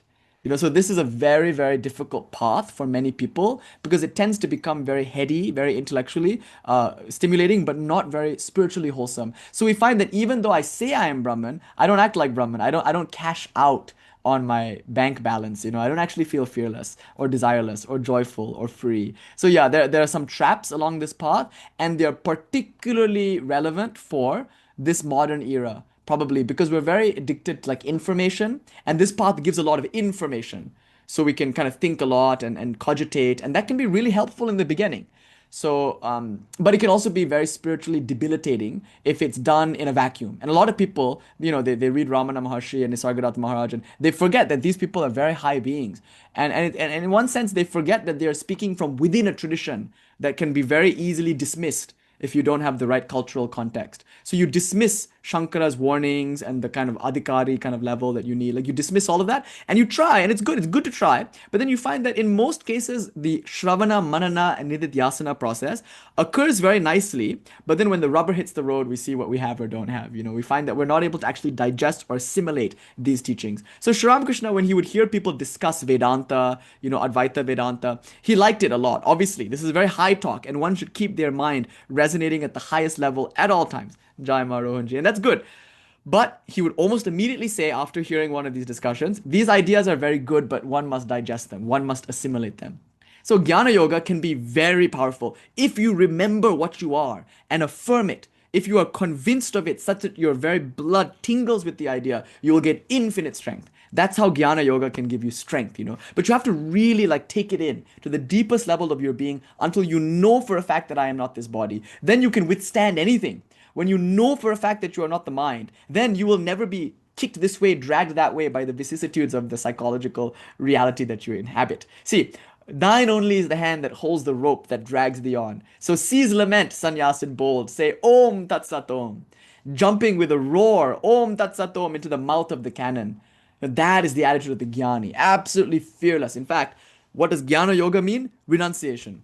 On the level of the mind, but also in the character of the Jnani, the person renounces everything. Having realized its illusory nature, the person is free. And so they're free of all desire and all fear. Having renounced everything, they become fearless. They have nothing to gain, nothing to lose. So in one sense, Jnana can give you the ultimate power. At the very least, the power of endurance.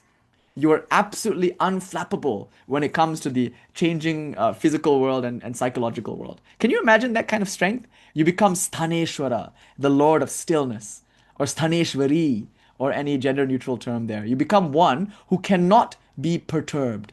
And that's one of the greatest strengths in the world, the strength of patience, perseverance, endurance, like that. Wonderful. And you get that through Jnana Yoga, right? Okay, so these are three yogas, and when we talk about spiritual practice, we generally mean these three things: bhakti practices, devotional practices, meditation practices, and jnana practices. And you know, we recommend putting them all together. So when you sit down for your daily practice, maybe twice or thrice a day or more than that even, you should do a little bit of each. Like you can offer flowers and incense and fire as part of your puja. You can sing some songs to get into the mood for meditation. You can read some books also to get into the mood for meditation. When you sit and meditate, you can practice for a few moments open awareness techniques and meditate on the formless reality called Brahman. And then from that Brahman, you can visualize a form, knowing that form to be one with the impersonal absolute. Then you can do a concentration practice using the mantra and the visualization. Like that, you can bring jnana, bhakti, and raja yoga all together.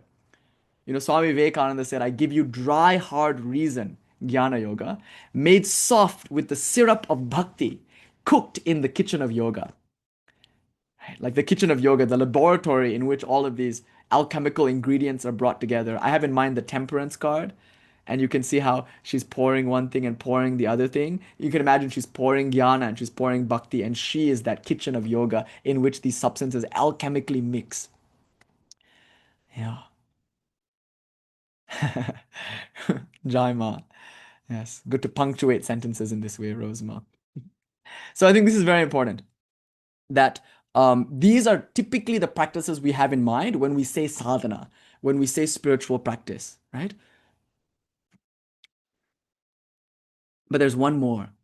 And arguably, dare I say it, this last one, this fourth one, will probably be the most wholesome for the most of us, and it should not be neglected. It's called karma yoga, and now karma yoga can mean very different things. Like in the context of the Vedas and the Tantras, karma yoga means ritual. So puja is a kind of karma yoga, or like a Vedic yagya, meaning a fire ceremony, is a kind of karma yoga. It's something that you do ritually in order to create some change. It means ritual, actually, karma yoga. But what Bhagavan Sri Krishna does in the Gita is innovative. He changes the meaning, as it were. Or rather, he, not to say change, he reveals the deeper, subtler meaning of Raja Yoga. He says, why is it only considered a ritual if you put ghee into a fire and say a particular mantra? Is it not also a ritual to prepare coffee for your loved one? Is that not also an act done out of love and devotion and reverence to somebody that you consider to be holy? Why is it only a ritual when you say these mantras and do these acts? Why isn't it a ritual when you do this and say that?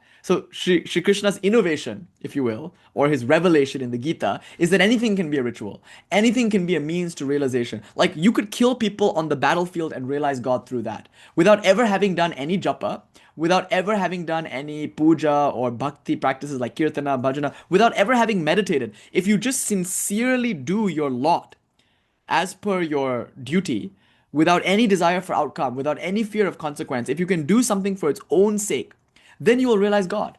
So the workshop, the study, the nursing home, these are all as good a place as any for the encounter of a person with God as the cell of a monk or as the door of a temple. Do you see? So this is karma yoga. I'm coming to the end now. Just a few more moments and we'll open for some Q&A. But by karma yoga here is meant any practice done without attachment to the outcome. Okay, that's karma yoga. But Swami Vivekananda takes it even one step further. He says karma yoga can be the fruit of jnana. If you really knew only one reality exists, then you will see it everywhere in all things as all people. Would you not then want to serve them? In the same way that when you feel hungry, you eat. If you know that I am one with all, when you see someone who is hungry, will you not feed with that same matter of factness? And through bhakti, which is what Krishna seems to be emphasizing, if you know that everyone is God, or at the very least gods, then won't everything you do in the world be an expression of bhakti? Won't that be a kind of bhakti practice? Now, this is going to be relevant for most of us because most of us have jobs. In other words, most of us have duties. We have spouses, children, family members, community members. We're all of us engaged in some kind of activity that we consider to be good for others, good for our community, etc. Now, likely we're going to be spending most of our day doing that. And if we do that, then we should spiritualize it. Then the whole day 24/7 becomes spiritual practice. In the morning you sit for meditation, in the evening you sit for meditation, but all day long you are still sitting for meditation, except maybe you're fighting a war, maybe you're doing a brain surgery, or maybe you're serving coffee, or maybe you're volunteering at a soup kitchen. What of it? You're doing an action without any desire for outcome, without any fear of consequence, for God, who now stands before you as the hungry homeless person in line for soup. This is karma yoga, and it's arguably our highest practice, the highest revelation of the Gita, which was emphasized by Swami Vivekananda, the idea that there's no difference between sacred and secular. Now, the important thing, though, that I want to stress here is that actually, it doesn't even need to be this lofty. Think of it this way. Forget about bhakti, forget about jnana. If you just live your life honestly and you try to do good for its own sake, if you try to do right by the people around you, if you do your best, that will spiritualize you. Because often, you know what happens? We, in spiritual life, come to spiritual practice, but most of us are losers. Just playing around. In other words, we get our asses kicked by life. We fail to conquer our lives. We can't even pay our taxes. We can't even manage a relationship. Like, our life sucks. And we're like, let me just go and be part of this internet community and like do some kind of like D&D thing where like pretend to be this other person and like not think about like how fucked up I am in the world. Look, why should I be like this fucked up guy who can't pay taxes, who can't manage his relationship, who can't like do his job, who can't contribute to society, when I can be this super cool like spiritual thing where, like it becomes like a comic book store for us. You know what I mean? And there's nothing wrong with that. Sometimes we need a break. We need to relax. We need a moment away from the vicissitudes of life. But very easily, spiritual life becomes a comic book store. This whole like occult kind of magic kind of thing. It's a kind of escapism, no doubt. It's what Krishna calls out in the very beginning of the Bhagavad Gita as a kind of spiritual bypassing. I don't want to deal with the difficulty of actually growing up and becoming a fully integrated person. Instead, I remain an infant by continuing to play with toys, by continuing to entertain fantasies, in order to insulate myself from actually life. And you can then say, oh, it's not real. It's not real life. Hare, your children, your family, your mother and father, maybe these are all abusive. Fuck them, move out. But then what about the community?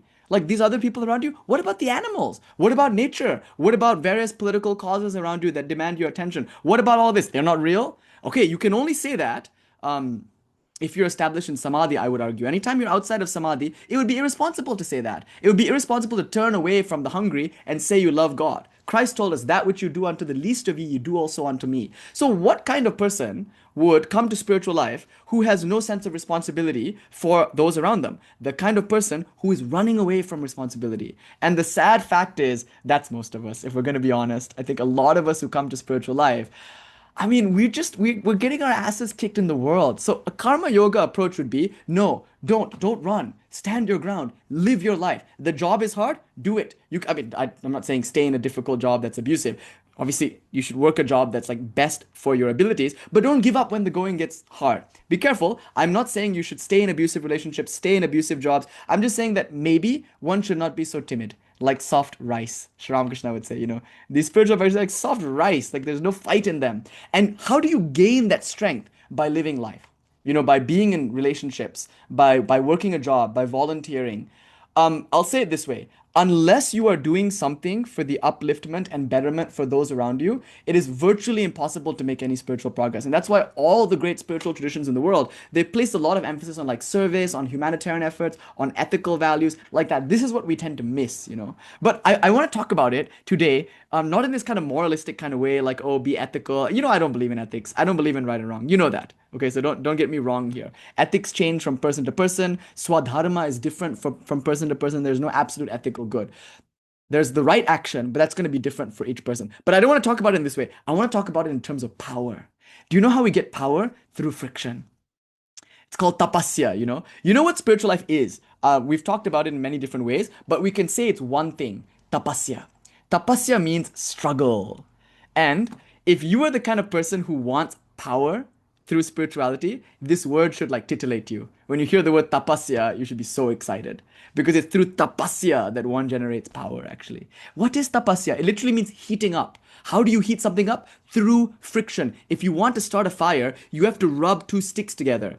Yeah, or you know, like some other way like that. You have to create some friction, and then this is someone who's never started a fire without my. You can immediately see that I've never actually had to do this. But as I understand it, theoretically, if you want to create a fire, you have to create some kind of friction, you know. Or when there is some kind of friction, electricity can come or something. That's what life is really good at doing, opposing you. Haven't you noticed? Everything about the world is designed to oppose you. You like rush out, it kind of pushes back. Yes, good. Why then do I have to go into a cave and do this? Like, why do I have to do all this shit? I just have to get married, you guys. Right? Like, you just have to go work a job. You just have to volunteer a soup kitchen. If you want difficulty, if you want struggle, if you want austerity, just live your life trying to do good unto others. You'll immediately see how difficult it is, how exhausting, how frustrating, how morally ambiguous it all is. Good, good, good. Because through difficulty, through struggle, we find out what our strength is. So, never mind meditation, never mind bhakti practices, never mind jnana yoga and affirming your true nature as Brahman. One way to get power is to be the kind of person who could be rich if they wanted to. You know, beggars can't renounce. You should be the kind of person who could make $1 million if you wanted to. And some people have done that. And they find that they're better in spiritual life because of it. They have that self-confidence, you know. They'll be like, wait, I started a Forbes top 10 business. Why can't I sit here and meditate? And you'll realize that meditating is much harder than starting a Forbes 10 business. But if you don't have the grit and the power to start a Forbes 10 business, what business do you have meditating? You know, it'd be too difficult for you. You know, we cannot be losers, we cannot be weaklings and come to spiritual life because it's easier to conquer a kingdom than to storm the citadel of your own mind. So come a hero, a vira or a vira. Come having been empowered through the trials and tribulations of life. You know, there's this idea in the Egyptian canon of Osar or Osiris, who is glorified through suffering, purified through trial. And of course, that Osiris myth very quickly becomes the Christ myth. And you see that he is put in the crucible of suffering and he comes out pure gold. And so I once asked a sadhu, I was like, should I? Okay, I was like, so I should wander about naked, right? Because you're in a cold place. And I was like, isn't that the point? If I wander about naked here, I would have probably caught hypothermia and died where we were. But I was like, if I wander about naked, won't it be good? Then I'll be forced to discover my own strength. And he laughed at me, knowing full well that I probably would have died of hypothermia. He said, "You're right." He said this. He said, "You're right." Because I said to him, "Baba, how will I know I've realized this until I put it to the test? And isn't this a good test? If I can wander about naked, I will feel cold. It will be miserable, but I know that I am Atman. So then what is it to me? Should I test myself?" I was anxious for a kind of, I wanted to test my strength, what I knew. Of course, with hubris at that time. And then he said to me, something so stunning. He said, why are you pursuing suffering? Like, why would you want to take off all your clothes and wander about the Himalayas? Don't pursue suffering. He said something stunning. He said, it's already pursuing you. Just you wait. It's coming. And weirdly enough, that reassured me. I realized that I don't have to expend any effort to test myself. I will be tested, will I not? Will I not lose loved ones? Will I not get sick? Will I not be in difficult situations? Why do I have to wander about naked in the Himalayas when the vicissitudes of life are far fiercer, far more severe? See, life is a kind of struggle, a tapasya. Thank God. The Buddha says life is suffering. The implication might be, so get out. What? Run away from a struggle at the risk of missing out on discovering my own strength. You know, there's like a Slipknot line that I really like. You don't really know where you stand until you know that you won't run away. It's from the song Sulphur, you know, where they're all like emerging from the kind of like in that Julian Casablancas video where they all emerge from some kind of sludge. But the point here is that the lotus grows in the mud and it's got this resilience to be able to rise up through the mud. It's because of that gravity and because of that mud that it discovers its own strength. So you don't know where you stand until you know that you won't run away. So Arjuna, get up and fight. Hold your ground. This is the message of the Gita. It's just fight, fight, fight. Oh my God, that's the UCLA kind of. They just graduated, so you're hearing this a lot in the town. So yeah, that's the idea. So karma yoga, this is one of the best ways to develop power by just living your life in a heroic way. Okay, so these are the four yogas. Let's say there are innumerable spiritual practices besides the ones that I've just described.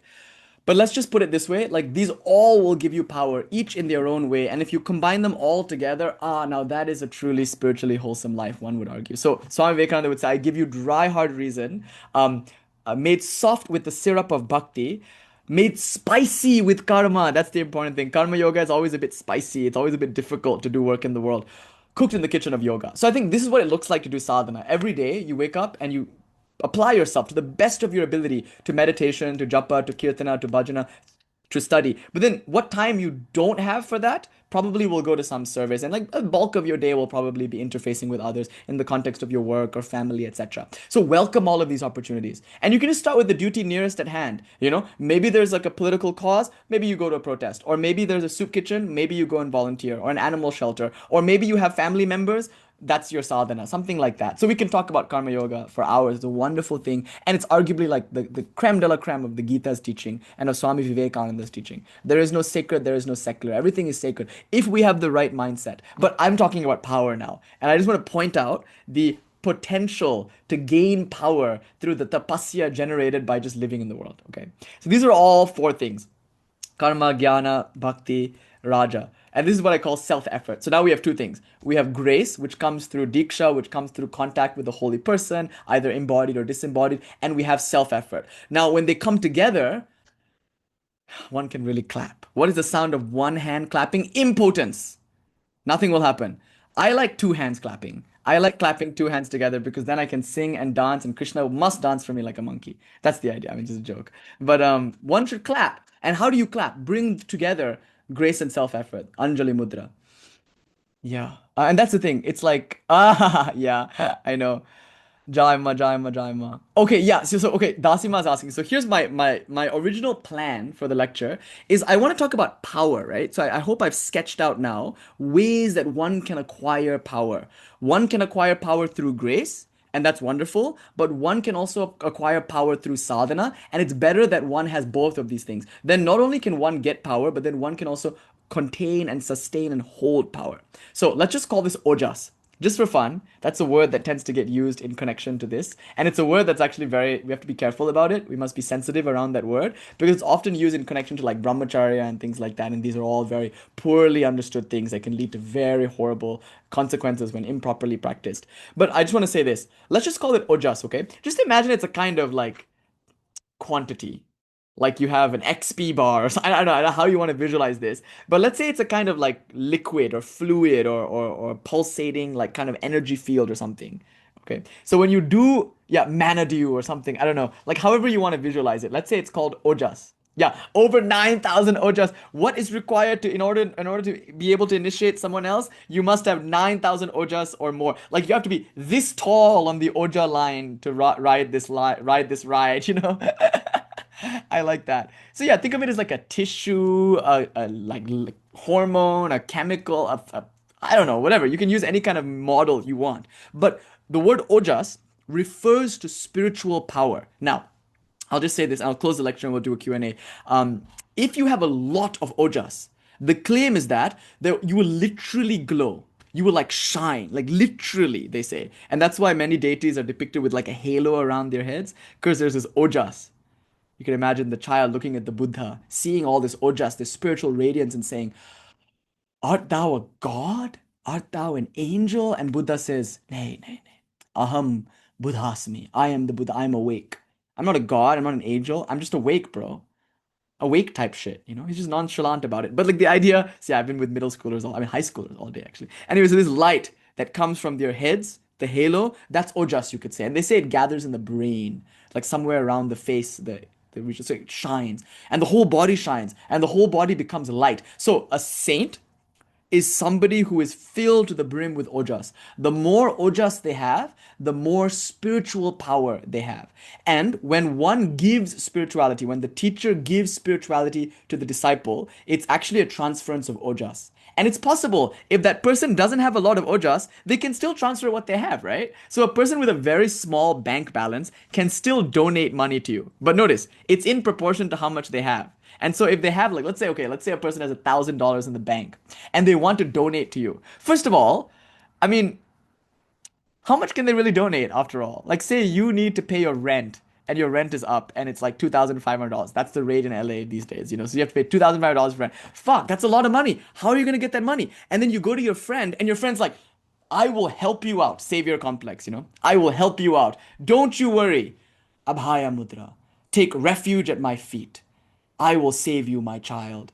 Hare, they have $1,000 in their bank account. So now, either they give you $500 and keep $500, which would make sense because they also need to pay rent, or they give you $1,000. It's not enough for you to pay rent. It's better than nothing. But then what happens to them? They're depleted.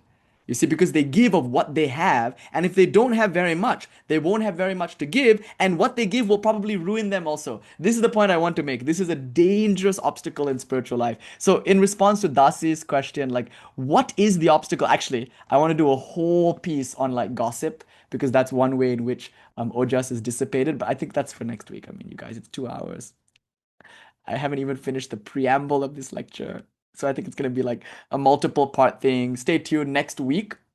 We'll do the piece that I really wanted to do, which was about gossip and about like all that. So I'll do that next week. Why gossip can be so dangerous. And I think it'd be cool because I can read to you a little bit from the life of Swami Vivekananda and you can see how hard it was for him in his life.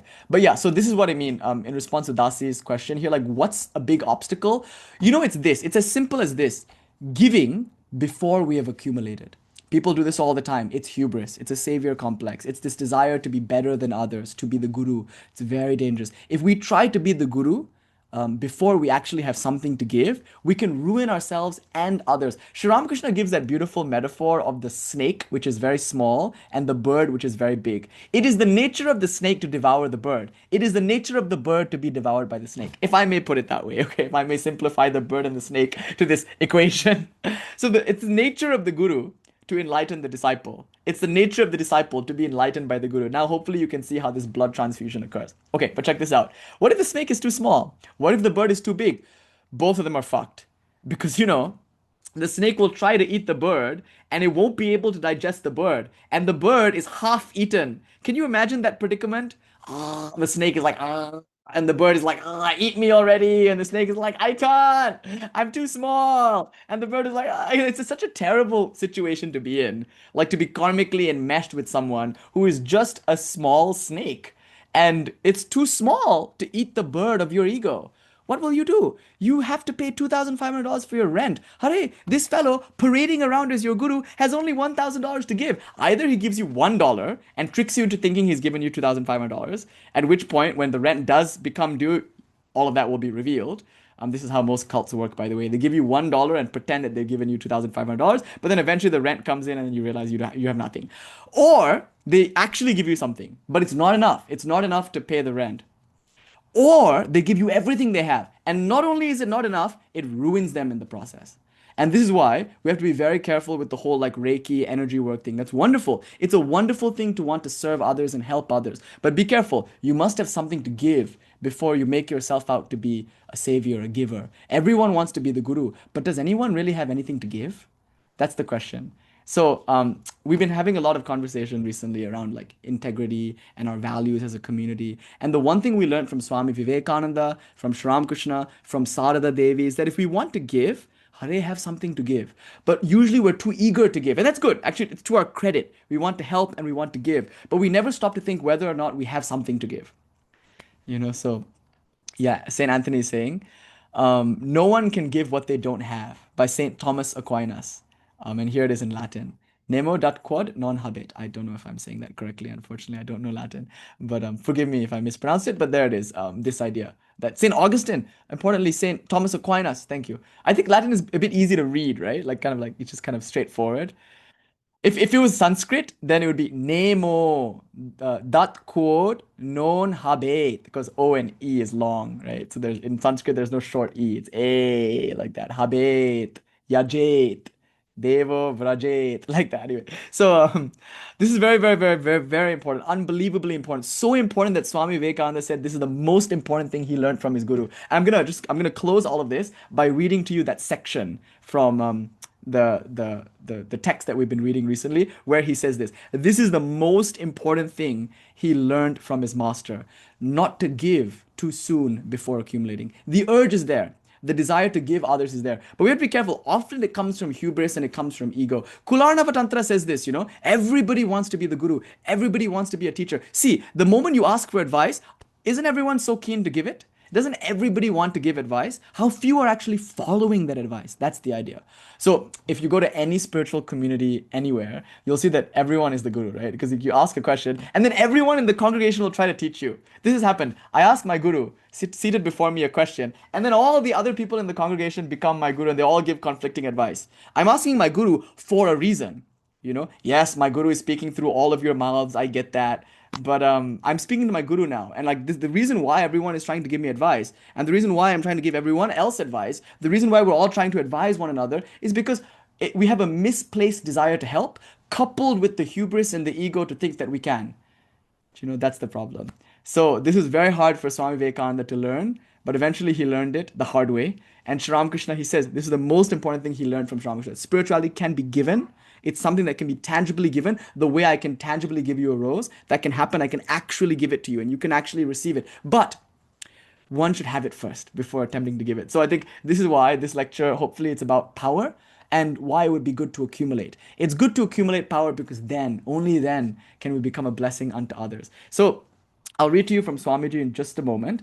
But I also wanted to suggest a form of political activism, a form of engagement with community, a form of being of service to others. Because often we feel like spiritual life is for me, for my personal salvation. Nothing of the sort. Whatever we do in spirituality is to generate power, but that power is for the service of humanity. So your biggest responsibility actually in life is to become uber powerful.